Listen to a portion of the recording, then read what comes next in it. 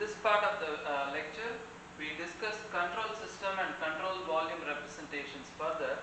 And to begin with, I want to recall what we discussed as the control system and control volume point of view, which is control system is a Lagrangian concept. It is a system in which you designate a set of molecules, you call them as a fluid particle, and you track this particle of fluid. You track its motion, its rotation, its deformation through space and time as it goes on. Like for example, suppose I am smoking, I leave out a puff of smoke that comes out of my mouth. If I designate all the smoke particles as being as part of one fluid particle, the smoke particles, when they come out, let's say they are about spherical in shape, as they go out, they tend to expand and grow in size. The particle's size grows, it deforms, its volume changes, but it's still moving, it's still growing or maybe shrinking, it's moving, it's getting dispersed, it's getting flattened, or it becomes a smoke ring. Something happens and we track the shape and the position of the entire fluid particle, which is the collection of all the smoke particles that came out of my mouth, or all the little ash particles that came out of the smoke. That's what I try to track. It is a very useful concept for flows that contain solid particles like cigarette smoke or droplets. They may be related to COVID-19 transmission that is going around now, or it could be bubbles where you could be a little kid playing with soap bubbles and trying to make them and play with them. Okay, they are useful to track flows that contains these type of entities. Having said that, they are not a very useful concept for common flows that engineers tend to analyze, like flow through a pipe or flow over a sphere, etc. And so in this class we will not emphasize it much, we will not use it much. You should just be aware of the idea that you could track a system of fluid molecules, call it a set of fluid molecules, call it a fluid particle and track it. That's the control system approach. Okay. The other hand, the control volume approach is, like we can recall, it's an Eulerian point of view, or it's an Eulerian point of view. Okay. This is a concept in which you designate a certain volume in space and you try to monitor what goes in and comes out of that volume in terms of its mass flow, momentum flow and energy flow. That is, if I have, let's say, like if I have a fan that is sending out air like a breeze, and suppose I designate a certain volume in space that is situated at a particular distance from the fan, I am interested only in how much mass crosses this volume per unit time, not above it, not below it, but only through it, and along with that mass, or that mass of fluid that crosses that volume, how much momentum and energy do that flow contain in it? How much energy and momentum does the flow take with it and leave from the volume, or how much does it bring and leave with? So it is a concept where we tend to focus on a particular volume in space and worry only about the flow through that volume. We don't worry about what happens outside the volume. It is a very useful concept for common fluid problems like pipe flow, flow over a sphere, flow over veins, flow through a fan, things like that. And we do need to develop working equations that will allow us to solve practical problems using the control volume concept. So we will deal with this concept in great depth in this course, and the next step is for us to derive equations that will allow us to use this control volume concept. Okay. And moving on,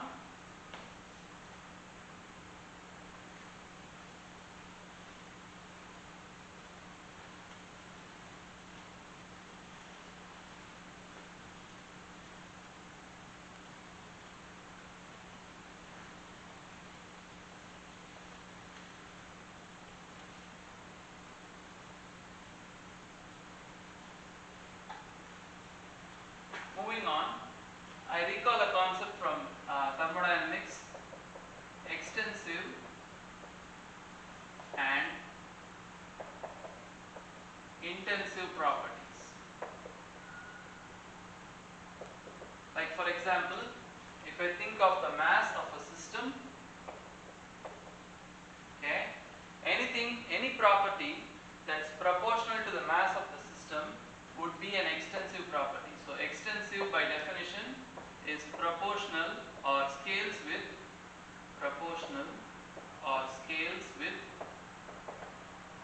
the size or mass of the system.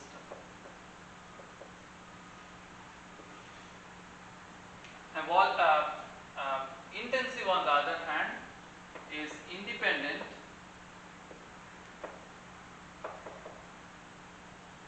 of the mass of the system. It is independent of the mass of the system.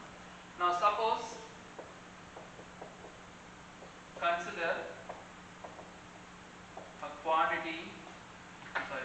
consider an extensive quantity B. Let B be an extensive quantity, okay? Then B divided by M is whatever B is. B could be energy, B could be momentum, B could be volume, B could be something. Something divided by mass is the corresponding intensive version of B. Lowercase b is an intensive property, uppercase B is an extensive property. So I can take lowercase b or the intensive version and write the extensive version as the product of the intensive version times mass. This is true for any property. This is true for any property. What I mean by that is, suppose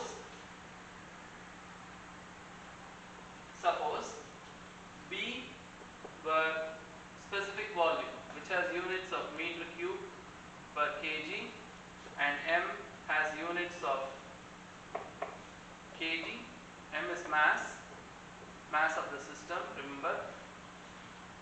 Then B would be mass times specific volume, which is density. Okay, you can do this the other way also. You can suppose B is density and B or density divided by M, B divided by M, which is density divided by M, is what we call as specific volume with units of meter cube per kilogram. The key is the per kilogram. An intensive property will always have a unit of something per kilogram, whereas an extensive property will not be that way. Now let's consider a few more examples that are more useful to us. Okay.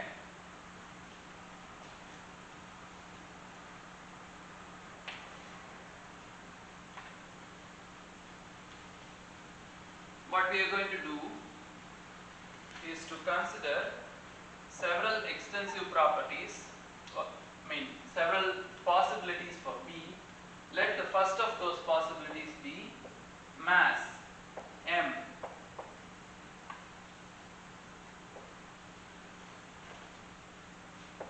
If B is considered to be mass, then lowercase b, which is B over M, is simply M over M or 1.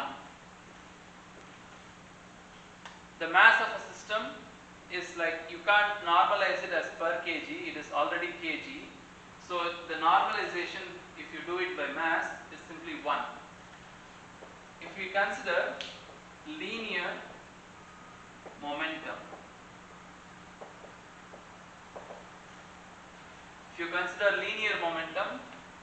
that would be M times V, mass times velocity. Okay. The corresponding intensive version is mass times velocity divided by mass or velocity. mass times velocity divided by mass. If we consider kinetic energy, that would be half m v squared. Okay, the corresponding intensive version would be half m v squared over m, or half v squared. So these are all examples of extensive and intensive properties that we will encounter commonly in fluid mechanics. That is, when we try to do a mass balance, we encounter mass. When we try to do a force balance, we encounter linear momentum, because Newton's law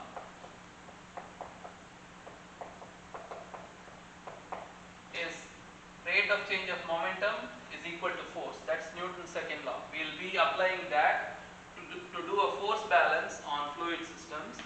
And when we look at the rate of change of kinetic energy,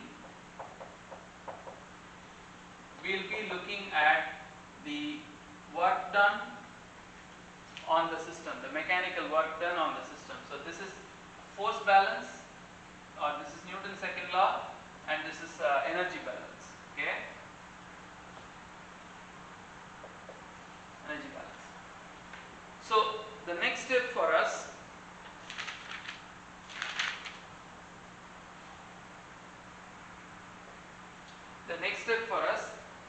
is to understand how to connect this concept of extensive and intensive variables to that of a control volume. Now suppose you consider a control volume which is like a cube.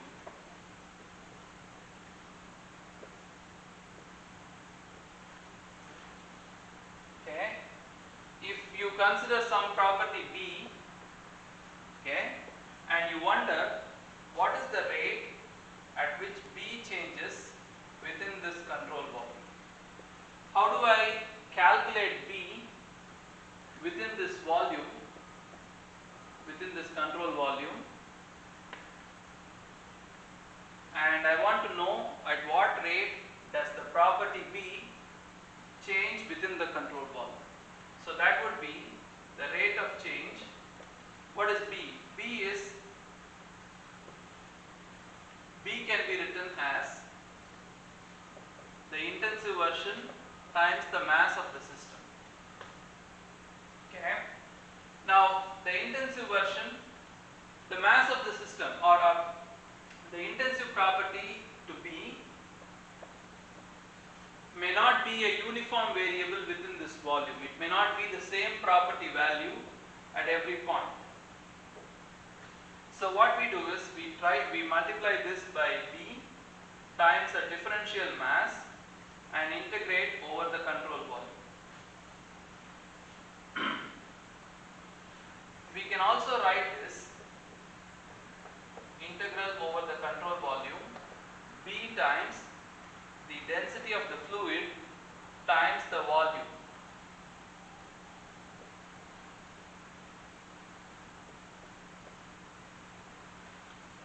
Integrated over the entire volume. That is, I take a little differential element, the differential volume as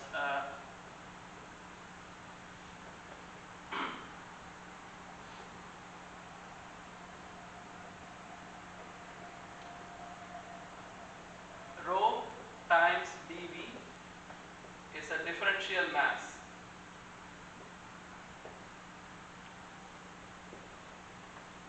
Rho times dV times B is the differential amount of the quantity uppercase B, and then we sum over the entire volume. We integrate over the entire volume to compute the rate of change of B within the volume. This will come in handy when we try to piece together a balance equation of how much mass comes in, or how much B comes in and how much B leaves in and out. try to put together an equation that relates the inflow and outflow of the quantity B. So this is something that you want to put a box and remember, okay? This is something you want to note down. This is related to, if I have to write this in words, this is related to, or this is the rate at which the quantity B changes within the control volume. This is the rate at which the quantity B changes within the control volume. Change can be increase or decrease. If this derivative is positive, it means B is increasing. If the derivative is negative, it means B is decreasing. If the derivative is 0, it means B is a constant. Okay? This is the rate at which B is changing within the control volume. The other thing that I am interested is, I have this control volume, okay? You have fluid that is flowing into this volume, and then fluid that may leave through any of the phases.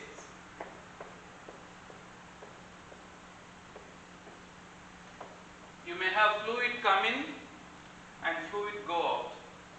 Question is, when a certain flow comes in, how much stuff does the flow bring with it? That stuff could be how much mass does the flow bring with itself, how much momentum does the flow bring with itself, or how much kinetic energy does the flow bring with itself. Like for example, the analogy is, the flow is a carrier for some quantity. The flow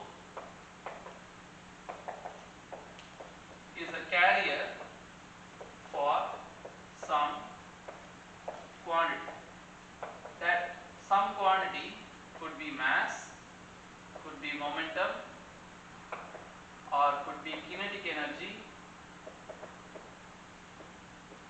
It could be internal energy, which is E equals CV times T, and this is half mv squared.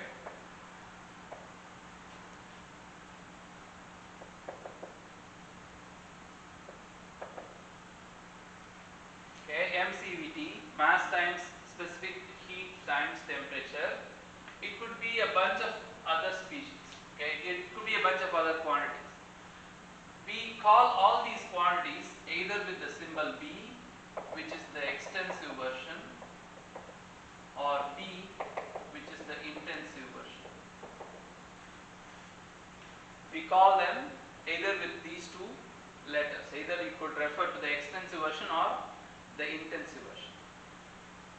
If you take the intensive version, you want to know, this is something per kg. That is, its unit will be something per kg, joule per kg, meter per second, or momentum is kg meter per second per kg, or mass is kg per kg. So B is something per kg. If you multiply this, you have a flow coming in. Okay, let's say this velocity is v. Okay, and this cross section across which it's flowing, let's say that area is dA.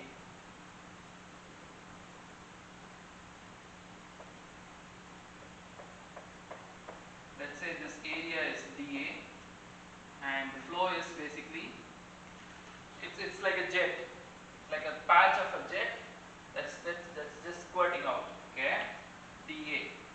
Now we want to know, if you have a velocity, you can have an area, then those two need not always be perpendicular to each other. You could have a velocity, and you could have an area that's at some other direction to the velocity. if you want to know how much stuff gets across this surface, okay, the maximum amount of stuff that can get across the surface happens when this velocity is normal to the area. When you have something that's exactly normal, that's when you can transmit the maximum.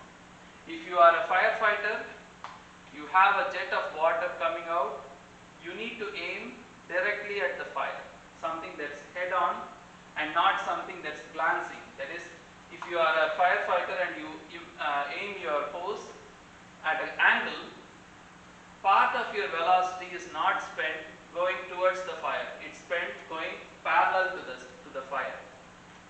So the velocity is, the fluid takes with it the maximum amount of stuff when the velocity is exactly parallel to the normal, or the velocity and the normal are in the same direction.